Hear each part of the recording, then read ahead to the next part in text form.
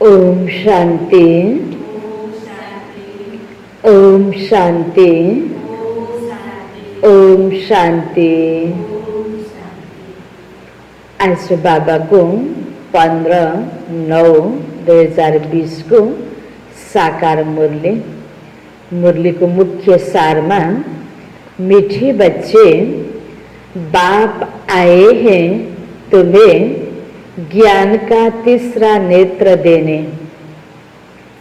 बाप आए हैं तुम्हें ज्ञान का तीसरा नेत्र देने, जिससे तुम सृष्टि के आदि मध्य अंत को जानते हो। जिससे तुम सृष्टि के आदि मध्य अंत को जानते हो। बाप आए हैं तुम्हें ज्ञान का तीसरा नेत्र देने, जिससे तुम सृष्टि के आदि मध्य अंत को जानते हो। बाबा आउनुभयो हामी बच्चाहरूको लागि सृष्टि को आदि मध्य अंत को ज्ञान दिनको लागि। यो ज्ञानलाई जान्यौं अर्थात् हामी के प्राप्त गर्यौं? तेस्रो नेत्र प्राप्त गर्यौं। ज्ञानको तेस्रो नेत्र बाबाद्वारा हामीलाई प्राप्त भएको छ। प्रश्नमा शेरनी शक्तियां ही कौन सी बात हिम्मत के साथ समझा सकती है? शेरनी शक्तियां ही कौन सी बात हिम्मत के साथ समझा सकती है? शेरनी शक्तियां अर्थात बाबा को बच्चा जो सेवा को लागि निमित्त बनेको छ, हैन? बाबाले माता कन्यालाई निमित्त बनाउनु भएको छ। त यो निमित्त आत्मा शेरनी शक्तियाले कुन कुरालाई हिम्मतको साथमा सम्झाउन सक्छ, अरू आत्मालाई बुझाउन सक्छ। बाबाले हामीलाई के ज्ञान दिनुभएको छ जो अरू आत्मालाई बुझाउन आवश्यक छ। त्यो कुरा हिम्मतसँग बुझाउनको लागि, हैन? कुन कुरा होला? बाबा भन्दै हुनुहुन्छ उत्तरमा, दूसरे धर्म वालों को यह बात समझाना है, दूसरे धर्म वालों को यह बात समझाना है कि बाप कहते हैं तुम अपने को आत्मा समझो, परमात्मा नहीं। तुम अपने को आत्मा समझो, परमात्मा नहीं। आत्मा समझकर बाप को याद करो। आत्मा समझकर बाप को याद करो तो विकर्म विनाश होंगे, विकर्म विनाश होंगे और तुम मुक्ति धाम में चले जाएंगे। तुम मुक्ति धाम में चले जाएंगे। परमात्मा समझने से तुम्हारे विकर्म विनाश नहीं हो सकते। परमात्मा समझने से तुम्हारे विकर्म विनाश नहीं हो सकते। यह बात बहुत हिम्मत से, यह बात बहुत हिम्मत से शेरनी शक्तियां ही समझा सकती हैं। शेरनी शक्तियां ही समझा सकती हैं। समझाने का भी अभ्यास चाहिए। समझाने का भी अभ्यास चाहिए, हैन? बाबाले भन्नुभयो अन्य धर्मवालाको आत्माहरूलाई तिमी बच्चाहरूले, हैन, आत्मा नै परमात्मा हो भन्ने भावना बोकेका व्यक्तिहरूलाई, हैन, आफूलाई आत्मा सम्झ, परमात्मा होइन, हैन? परमात्माको रूपमा आफूलाई सम्झ्दाखेरि विकर्म विनाश हुँदैन। आत्मा सम्झेर परमात्मालाई याद गर, त्यसबाट विकर्म विनाश हुन्छ। यो सत्य रहस्य बाबाले भन्नुभयो। अरू आत्मालाई सुनाऊ, त्यसको लागि डराउनु पर्ने आवश्यकता छैन। तिमी शेरनी शक्तियां हो। निडर भएर हिम्मतको साथमा यो सत्य कुरा, सत्य सन्देश हो सबैलाई दिन आवश्यक छ। यसको लागि अब डराउनु त नडराउने, तर नडराएर मात्रै हुँदैन। अर्को के पनि भन्नुभयो बाबाले, सम्झाउनेको अभ्यास पनि चाहिन्छ। राम्रोसँग बुझेर, हैन, सम्झाउने गर्दै गऱ्यो भने यो अभ्यास बढ्दै जान्छ। अरू आत्मालाई पनि राम्रोसँग यो बाबाको सन्देश दिन सकिन्छ। गीत छ, नयनहीन को राह दिखाओ प्रभु। ओम शांति। बच्चे अनुभव कर रहे हैं। रूहानी याद की यात्रा में कठिनाई देखने में आती है। भक्ति मार्ग में दर दर ठोकरें खानी होती हैं। अनेक प्रकार के जप तप यज्ञ करते हैं, शास्त्र आदि पढ़ते हैं, जिस कारण ही ब्रह्मा की रात कहा जाता है। आधा कल्प रात, आधा कल्प दिन। ब्रह्मा अकेला तो नहीं होगा ना, प्रजापिता ब्रह्मा है तो जरूर उनके बच्चे कुमार कुमारियां भी होंगे, परंतु मनुष्य नहीं जानते। बाप ही बच्चों को ज्ञान का तीसरा नेत्र देते हैं, जिससे तुमको सृष्टि के आदि मध्य अंत का ज्ञान मिला हुआ है। तुम कल्प पहले भी ब्राह्मण थे और देवता बने थे। जो बने थे वही फिर बनेंगे। आदि सनातन देवी देवता धर्म के तुम हो। तुम ही पूज्य और पुजारी बनते हो। अंग्रेजी में पूज्य को वर्शिप वर्दी और पुजारी को वर्शिपर कहा जाता है। भारत ही आधा कल्प पुजारी बनता है। आत्मा मानती है हम पूज्य थे, अभी हम ही पुजारी बने हैं, हैन। आज अनेक देवी देवताहरूको चित्र राखेर जो पूजा गरिन्छ, बाबाले कति क्लियर बताइदिनु भयो नि। त्यो अर्को कोही रहन्छ, हाम्रै पहिलाको स्वरूप रहेछ।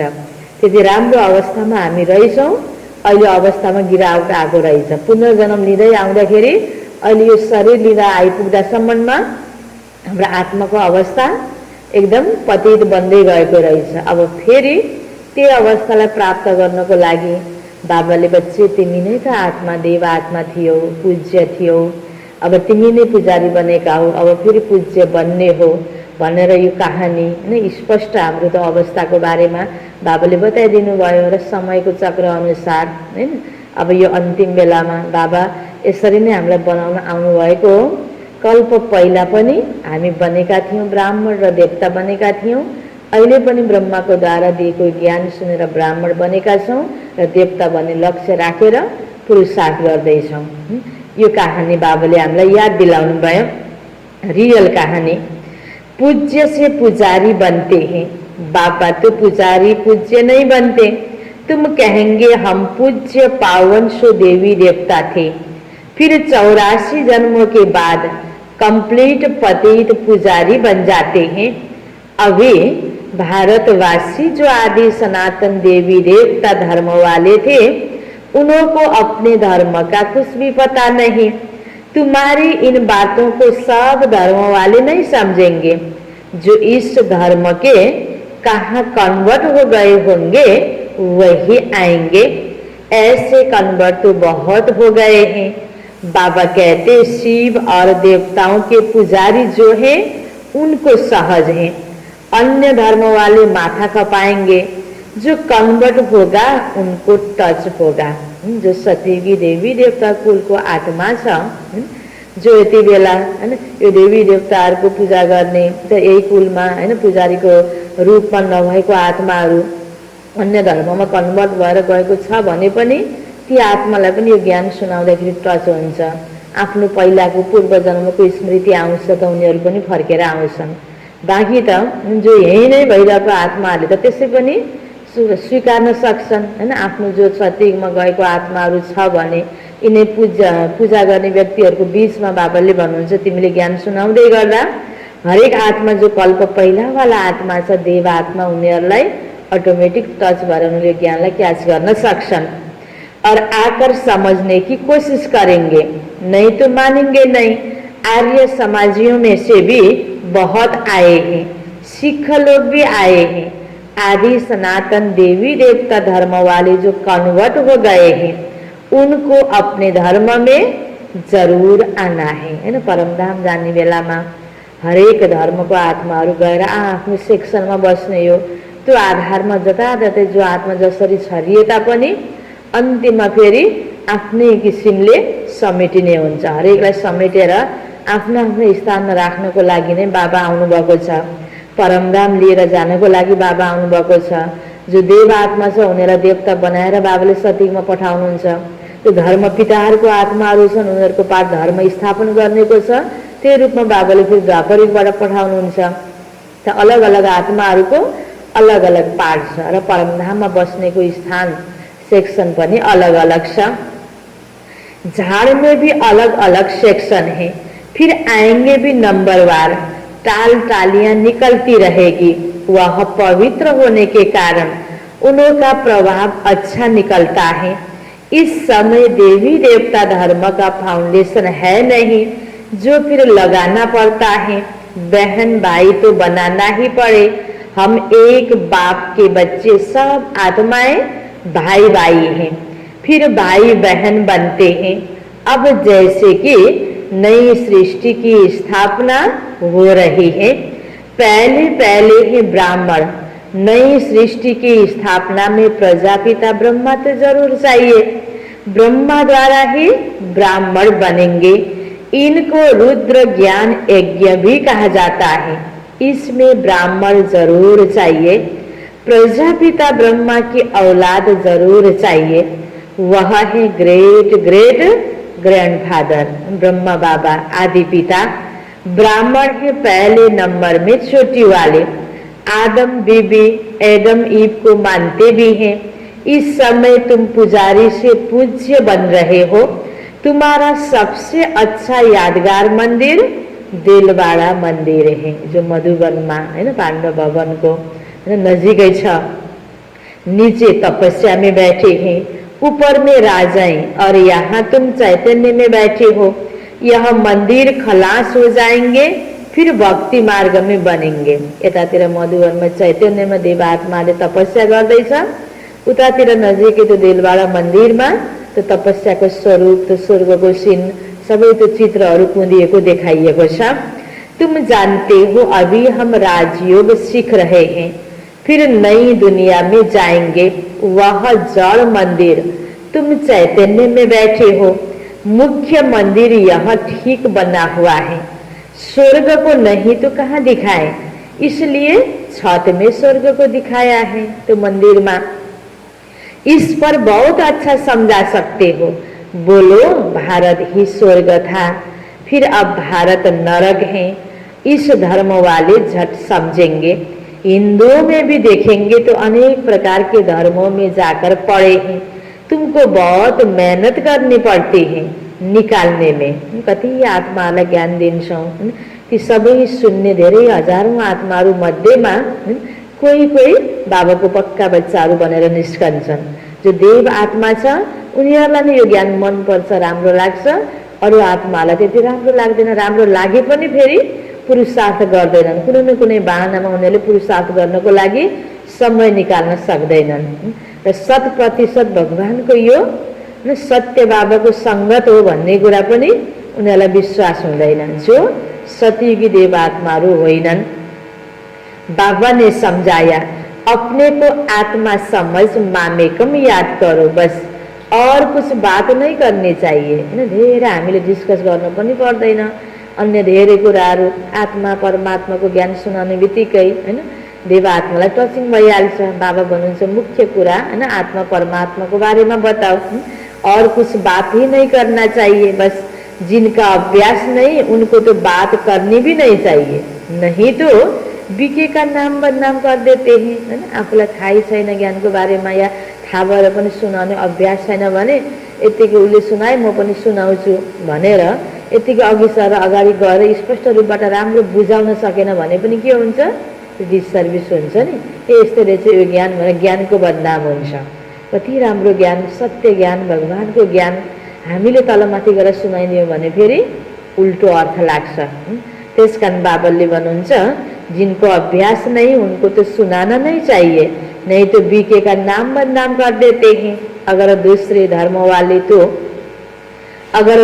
धर्म वाले हैं तो समझाना चाहिए कि यदि तुम मुक्ति धाम में जाना चाहते हो तो अपने को आत्मा समझो, बाबा को याद करो, अपने को परमात्मा नहीं समझो।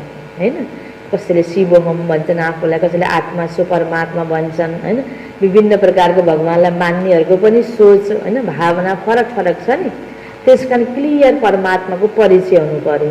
परमपिता परमात्मा सबै मनुष्य आत्माको पिता हुनुहुन्छ, धर्म पिताको पनि पिता हुनुहुन्छ, देव आत्माको पनि पिता हुनुहुन्छ, साधु सन्त महात्माहरूको पनि पिता हुनुहुन्छ, र साधारण सबै खाले मनुष्य आत्माहरूको पिता हुनुहुन्छ।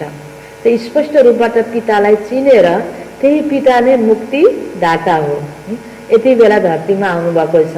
अब उहाँले भनेअनुसार गर्दै गयौँ र उहाँलाई याद गऱ्यौँ भने हामी सबै आत्मा मुक्तिमा जान सक्छौँ। त्यसकारण मुक्तिमा लैजानेवाला अर्को कोही गुरुहरू छैनन्। यो कुरा स्पष्ट बुझाएर यदि तिमी आत्माहरू मुक्तिमा जान चाहन्छौ भने परमपिता परमात्मा बाबालाई याद गर। यही सन्देश आज हामीले सबैलाई दिनुपर्ने छ हैन। त्यही भएर बाबाले हामीलाई सिकाउँदै हुनुहुन्छ न, उनको बताओ अगर तुम मुक्ति धाम में जाना चाहते हो तो अपने को आत्मा समझो, बाबा को याद करो, अपने को परमात्मा नहीं समझो। अपने को आत्मा समझ बाबा को याद करो तो तुम्हारे जन्म जन्मांतर के पाप कट जाएंगे और मुक्ति धाम में चले जाएंगे। तुम्हारे लिए यह मन मना भव का मंत्र ही वश है, परंतु बात करने की हिम्मत चाहिए है ना। यही ज्ञान हरेक आत्मालाई सुनाउनु छ। शेरनी शक्तियाँ ही सर्विस कर सकती हैं। सन्यासी लोग बाहर में जाकर विलायत वालों को ले आते हैं कि चलो तुमको स्पिरिचुअल नॉलेज देवे। अब वह बाप को तो जानते ही नहीं, ब्रह्म को भगवान समझ कह देते इसको याद करो, ब्रह्म महतत्व है ना। भगवान तो वही ना, ब्रह्म महतत्व में रहने वाला है ना, परमपिता परमात्मा भगवान हुनुहुन्छ। बस यह मंत्र दे देते हैं, जैसे किसी चिड़िया को अपने पिंजरे में डाल देते हैं। तो ऐसे ऐसे समझाने में भी टाइम लगता है।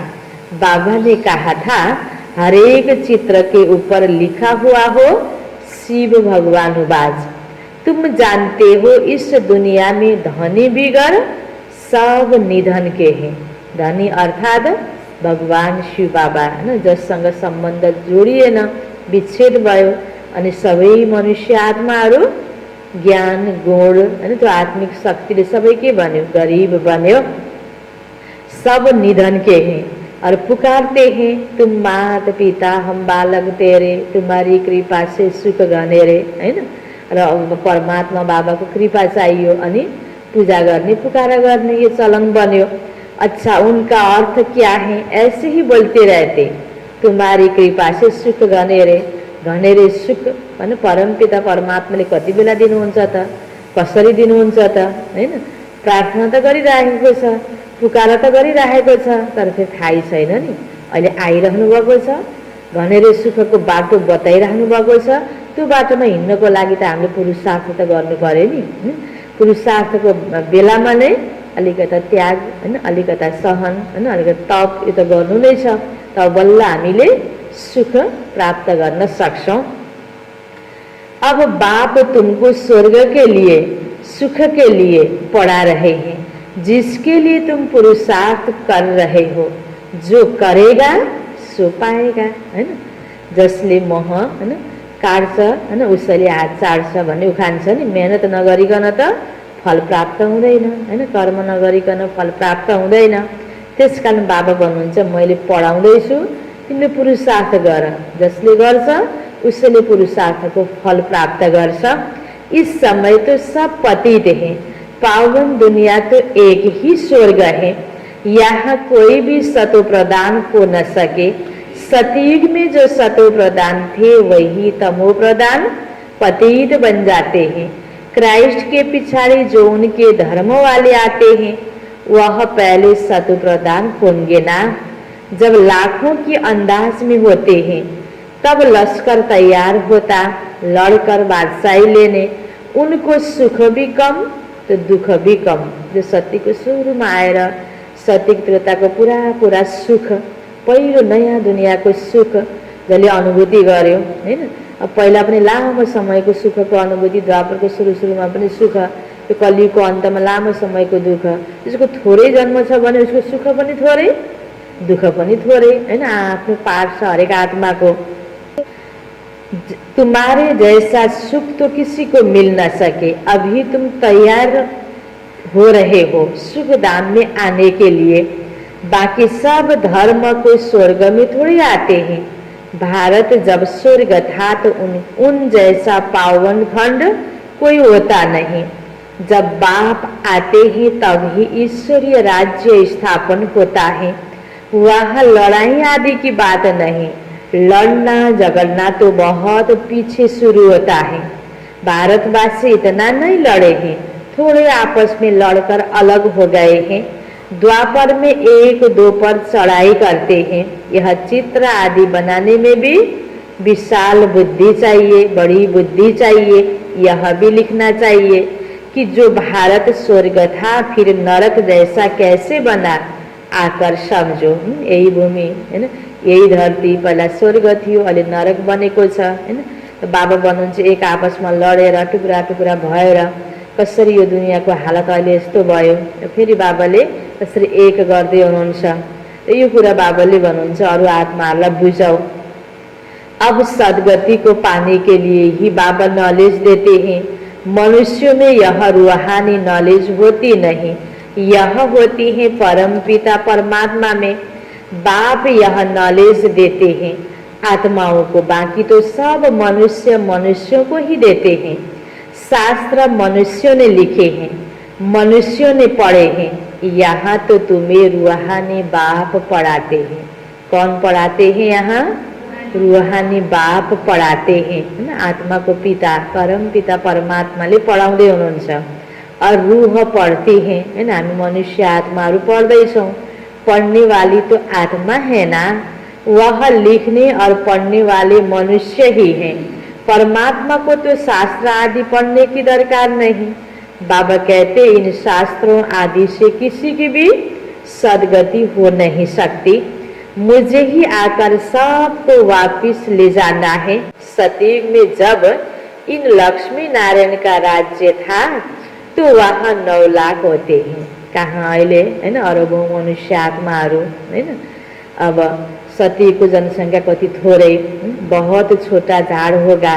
फिर विचार करो इतनी सब आत्माएं कहाँ गई। तो सतयुगमा थोड़े आत्मा भएको अवस्थामा अरू आत्माहरू कहाँ हुन्छन् त?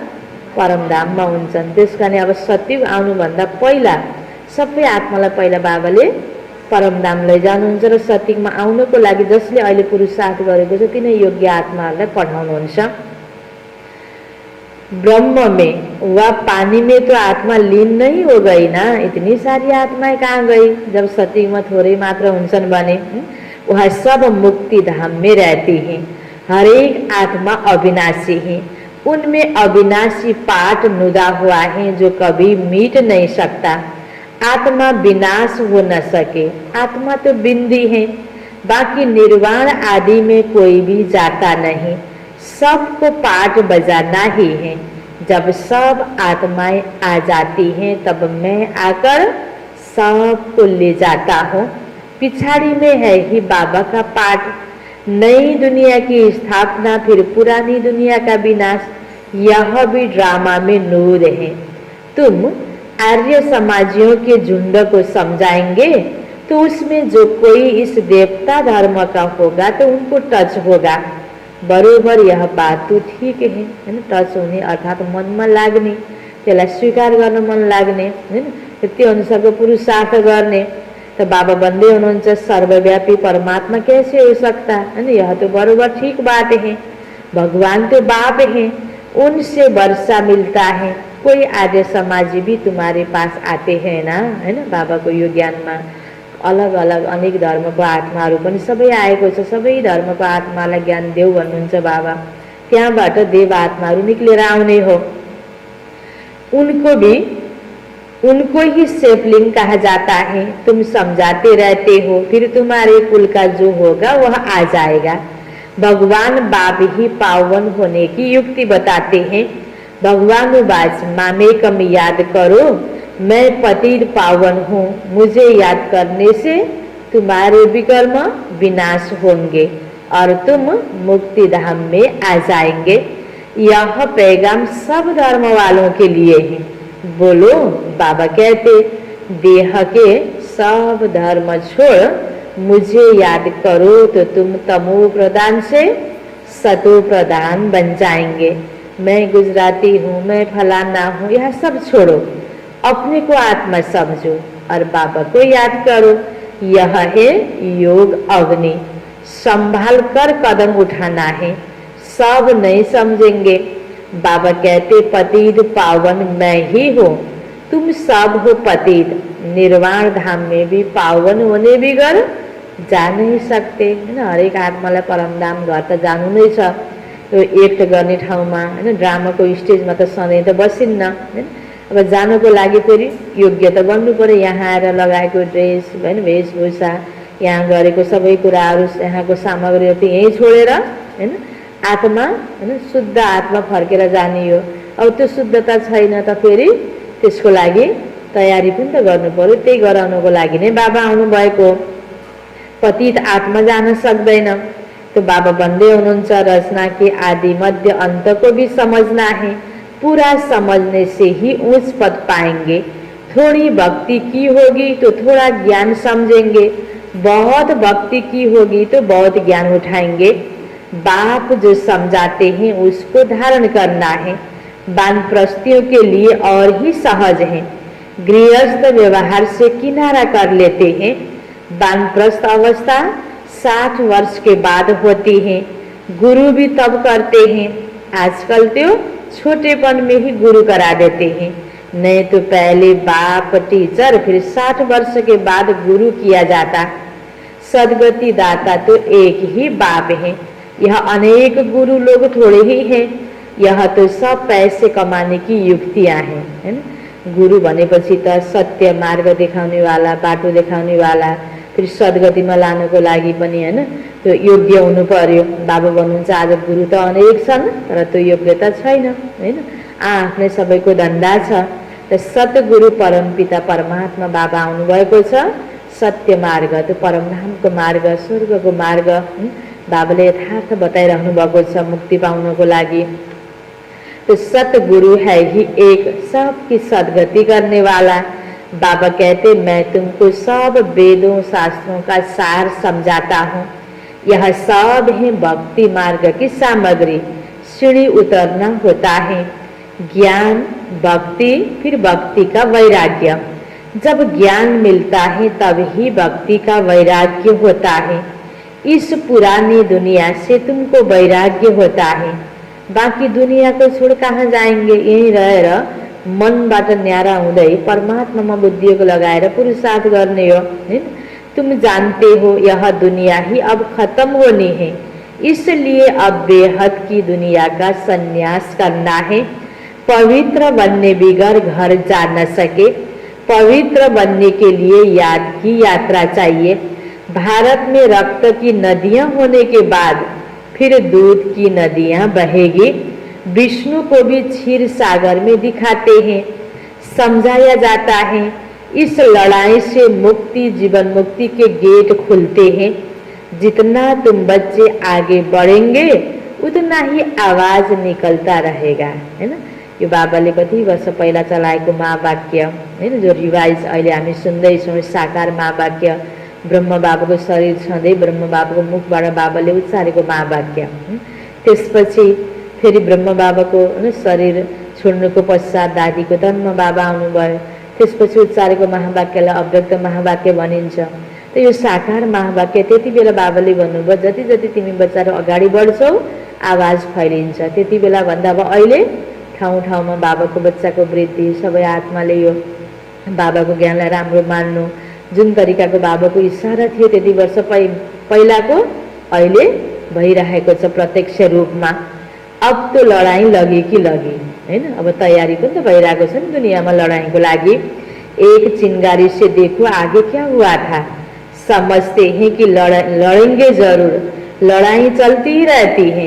एक दो के मददगार बनते रहते। तुमको भी नई दुनिया चाहिए तो पुरानी दुनिया जरूर खत्म होनी चाहिए। अच्छा, मीठे मीठे सिकिल दे बच्चों प्रति माता पिता बाप दादा का याद प्यार और गुड मॉर्निंग। रूहानी बाप की रूहानी बच्चों को नमस्ते। रूहानी बच्चों की रूहानी बाप को याद प्यार गुड मॉर्निंग और नमस्ते नमस्ते।